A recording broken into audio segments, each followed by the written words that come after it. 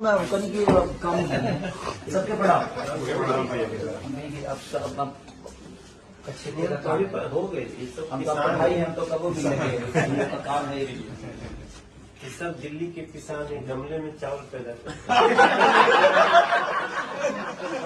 तो बाकी खेत हमारे नाम पे लिख ये सरकारी लाल यादव। भैया मैं खाद बनाता हूँ जो जिससे चावल हो गया ना वो खाद में बनाता हूँ।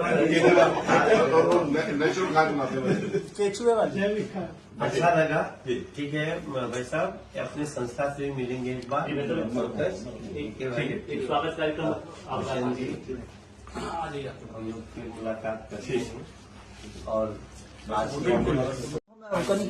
कम सबके पड़ा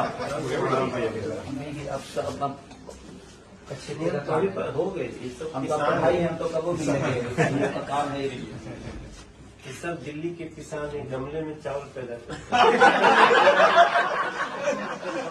तो बाकी खेत हमारे नाम पे लिख ये